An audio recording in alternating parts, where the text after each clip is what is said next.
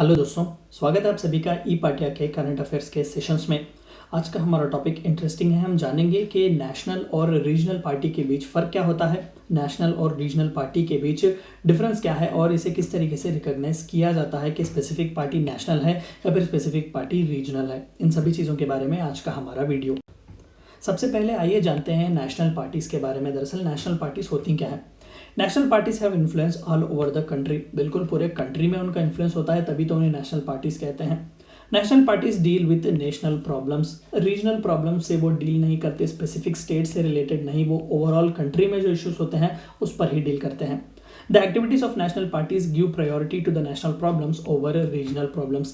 State specific problems को जो है national related problems, भले डिफेंस हो, सिक्योरिटी हो, कम्युनिकेशन रिलेटेड हो, फॉरेन एक्सचेंज वगैरह या फिर करेंसी जैसा कि जो नेशनल इश्यूज होते हैं ये ज़्यादातर इन्फ्लुएंस करते हैं एजुकेशन, हेल्थ वगैरह rather than regional basis.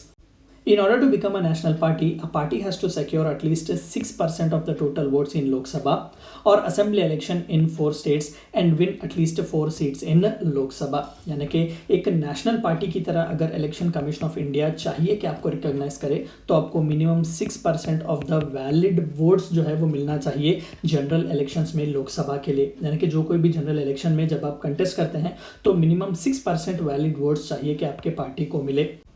और असेंबली इलेक्शंस इन 4 स्टेट, किसी भी 4 स्टेट्स में चाहिए कि आपका रीजनल पार्टी रिकॉग्नाइजेशन हो, वहां पर भी आपको 6% वैलिड वोट्स मिले and win at least 4 seats to Lok Sabha. या तो लोकसभा के जनरल इलेक्शंस में आपको throughout country 6% valid votes मिलना चाहिए या फिर 4 अलग अलग स्टेट्स में एज ए रीजनल पार्टी आपको रिकॉग्नाइज किया जाना चाहिए और 4 सीट्स मिनिमम लोकसभा के आपको चाहिए, यानी कि 4 MPs जो है आपकी पार्टी की तरफ से पार्लियामेंट में जाना चाहिए। ये दोनों ही क्राइटेरिया हैं जब आपको एक नेशनल पार्टी का दर्जा दिया जाएगा। BJP, Congress, Bahujan Samajwadi Party are examples of national party.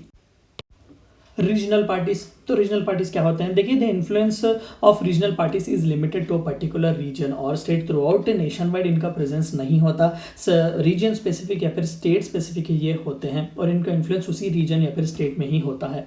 Regional parties are concern with the problems and demands of a particular region only, यानी कि स्पेसिफिक स्टेट और उससे रिलेटेड इश्यूज से ही डील करते हैं, नेशन वाइड इश्यूज से ये डील नहीं करते। The activities of regional parties are restricted to the region or the state in which they function and they focus more on local problems। जैसा कि अभी हमने कहा कि नेशन वाइड प्रॉब्लम नहीं, लोकल जो म्यूनिसपैलिटीज इशू हो, ग्राम पंचायत से रिलेटेड हो या फिर सैनिटेशन वगैरह म्यूनिसपैलिटीज़ के इशू जितने भी होते हैं या फिर लोकल एम्प्लॉयमेंट वगैरह से रिलेटेड जो इशूज़ होते हैं, लोकल इशूज़ जो होते हैं उससे ज़्यादातर ये डील करते हैं। In order to become a regional party, a party has to secure at least 6% of total votes in legislation elections and win at least 2 seats। यानी कि किसी भी एक स्टेट में आपको अगर रीजनल पार्टी की तरह, स्टेट पार्टी की तरह रिकॉग्नाइज होना है तो उस स्टेट के जनरल असेंबली जो इलेक्शंस होते हैं, MLA के इलेक्शंस जो चलते हैं, वहां पर चाहिए कि आपको एटलीस्ट 6% वैलिड वोट्स मिले, यानी कि पूरे स्टेट में आपकी पार्टी को मिनिमम 6% वैलिड वोट्स होना चाहिए और एटलीस्ट 2 MLA की सीट्स आपको मिलनी चाहिए, तभी जो है आपकी पार्टी को एक रीजनल पार्टी घोषित किया जाएगा। Janata Dal, Assam United democratic front end Manipur people party etcetera, ऐसे नहीं कई है, TDP है, YSRCP है, DMK जैसे ऐसे कई पार्टीज हैं जो रीजनल पार्टीज के लिए बेस्ट एग्जाम्पल की तरह काम करती हैं।